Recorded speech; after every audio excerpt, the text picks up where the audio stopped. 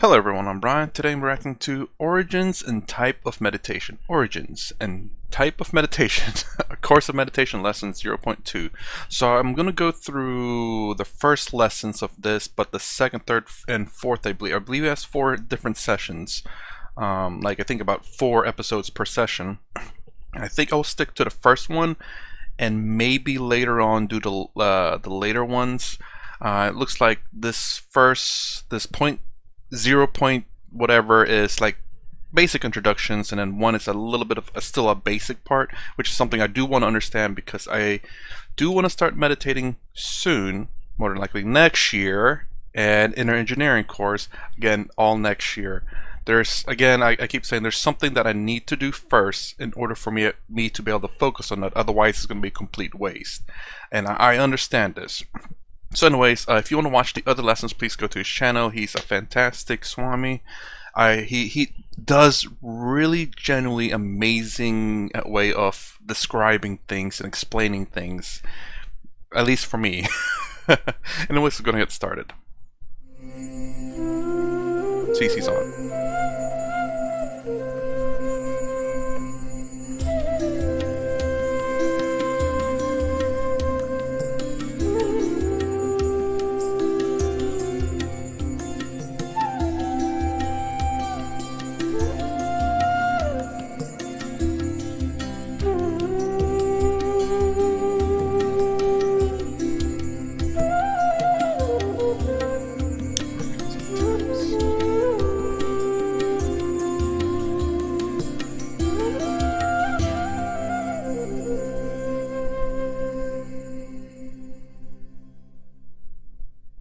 The lessons in this course draw heavily on my personal experience, both as a practitioner and as a teacher of meditation.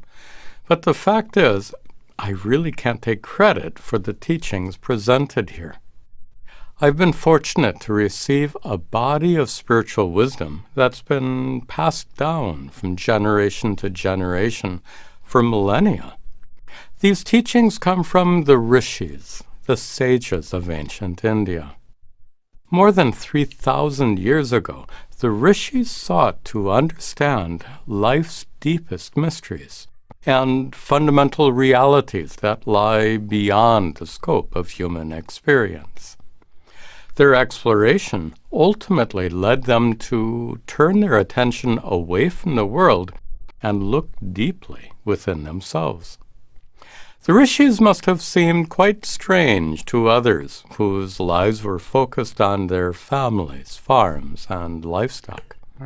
To common folk at that time, closing your eyes to the world and looking within was a radical and unprecedented act. It's weird to say it's radical, but to say unprecedented unprecedented, I could see that, but radical? I mean, I guess, considering that in the past we were so worried about external factors, food, shelter, and water.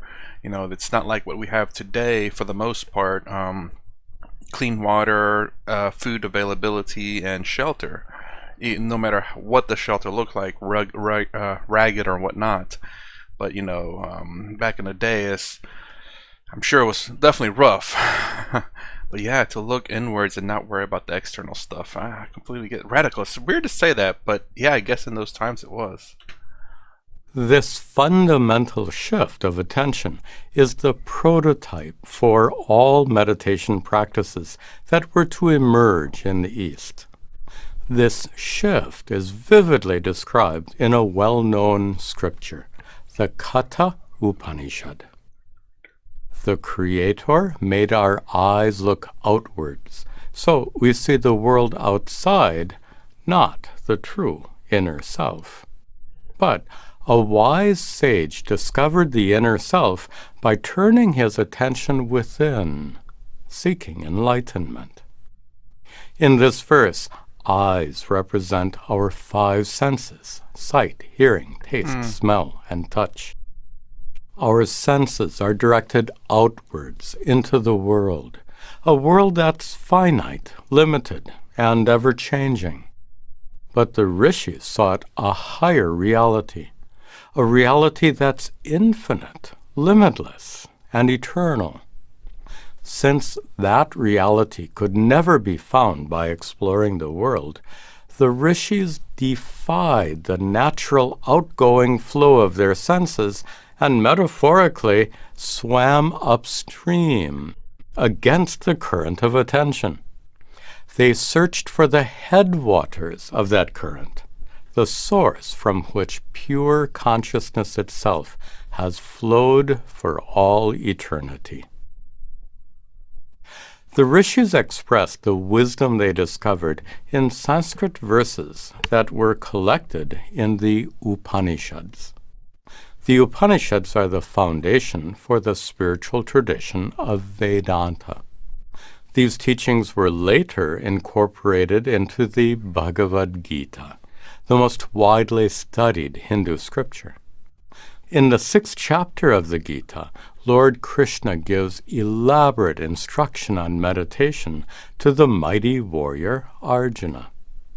In addition to the Upanishads and Bhagavad Gita, there's a third primary source for meditation instruction, the Yoga Sutras, a Sanskrit text composed by the rishi Patanjali more than 2,000 years ago. Patanjali's text is virtually a manual for meditation. It contains 195 aphorisms, or sutras, that lay down a theoretical basis for meditation, along with a systematic approach for practice. These 3 texts have guided hundreds of generations of meditators, from ancient times to our present age. All the teachings and practices presented in this course are based on the scriptural foundation.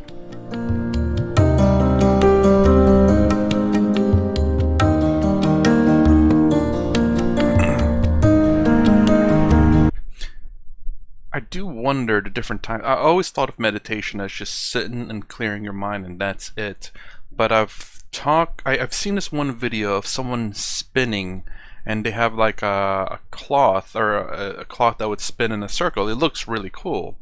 And I think either reading the comments or I showed my friend that, and it said it's a form of meditation. It's where they just spin in a circle. I'm like, huh, that's interesting. I would have never thought that. Again, meditation to me is just, sitting quietly, doing a pose if you like, or just, mostly it's just quieting the mind so you can have a still mind. Not looking inwards or anything, just a still mind, a quiet mind. That way you can, in a sense, clear your mind and focus. You can focus on things that you need to do. Now, let's get an overview of all the various techniques used for practice. Several distinct systems of meditation have evolved over the centuries. These systems not only prescribe different practices or techniques, but they have different objectives as well. It's really important to understand that the wide range of techniques used in meditation differ in their goals or purposes. For example, some techniques are meant to discipline your mind and increase your power of concentration. Other techniques engage you in a process of contemplation to transform your thinking. And still others help you cultivate objectivity and dispassion towards the activities of your mind. All of these techniques are a bit like an assortment of tools in a toolbox. Honestly, I would have figured those are all kind of similar, because it all, in my mind, it all starts with clearing your mind and then thinking of whether you need to focus on something or whether you need to think about something. And obviously with a clear mind, you don't have your emotions in the way, but I guess they're all kind of different. Maybe there are probably particular techniques that hyper focuses on very specifically detaching yourself from whatever it is that you're trying to do, or to clear. Well, to me that sounds so similar, but I guess there may be specific techniques for specific things, which I wouldn't doubt, but so far those two seem kind of similar. Each tool has a specific purpose. A skillful worker will choose a screwdriver or wrench that's the right type and the exact size for a task at Hammer hand. works for everything. In the same way, a skillful meditator will choose a specific technique according to the particular result desired. Sorry, a quick real joke. To a hammer, everything looks like a nail. It's helpful to categorize the various kinds of techniques or practices by dividing them into 4 groups. First are practices that emphasize concentration. These help you discipline your mind and focus your attention. Next are practices that emphasize observation. These help you become detached or distanced from all mental activities so you can objectively observe your thoughts, emotions, and sensations. Next are practices that employ some kind of contemplation. These usually evoke specific ideas, images, or emotions that can help you overcome problematic patterns of thinking. And finally, are practices that emphasize devotion. These help you develop an intimate connection with the divine source of the cosmos by evoking feelings of reverence and adoration. In the lessons ahead, we'll explore a variety of techniques from each of these 4 categories. You'll learn how to practice them properly and apply them to your own process of spiritual growth.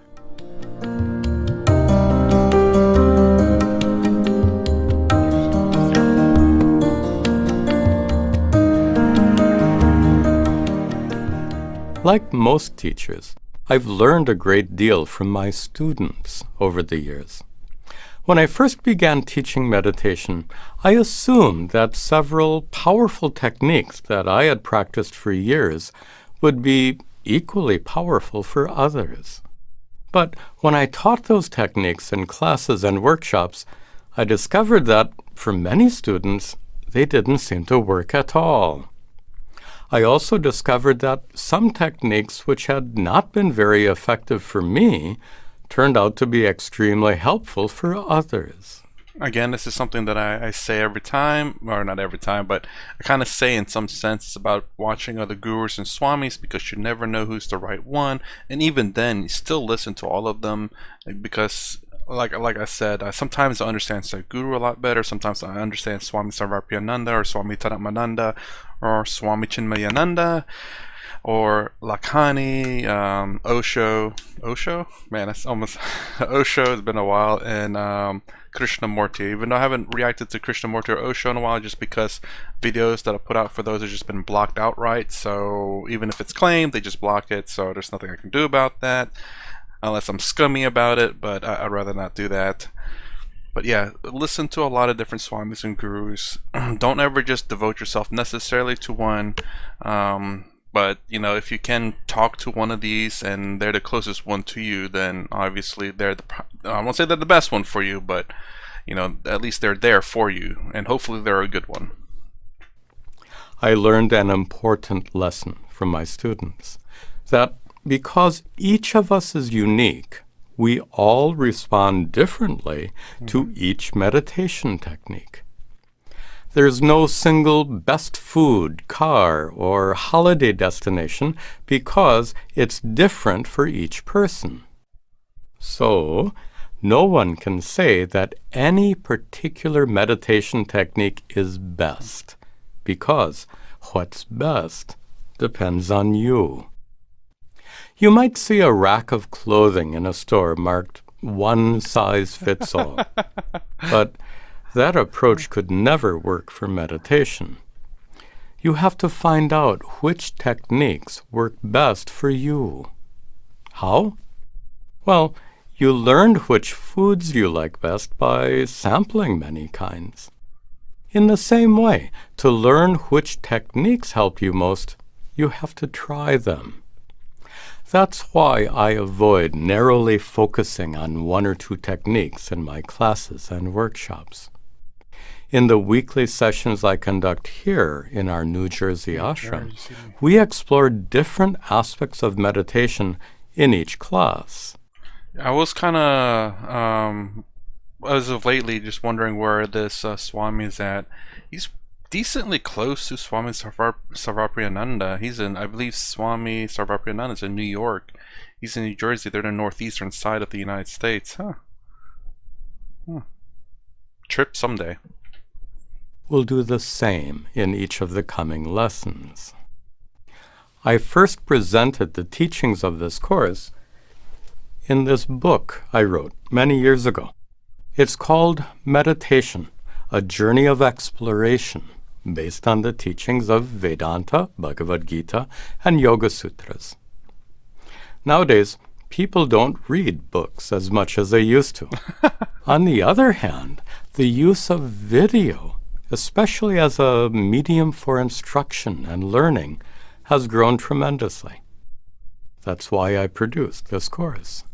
Each of the lessons ahead expand on what's taught in this book and include guided meditations you can practice at home. I plan to publish a new lesson every week or two. If the next lesson isn't available yet, you can get notified when it's ready by subscribing to this YouTube channel using the button below. In the next lesson, we'll discuss some of the fundamentals of meditation. I like that plug that you did there. I think that's everything. I think I should pick up that book for sure. And I hope I need to pick up one from Swami Sarvapriyananda too, and hope that I can take a trip one day up there and have them sign the book. Just as a keepsake.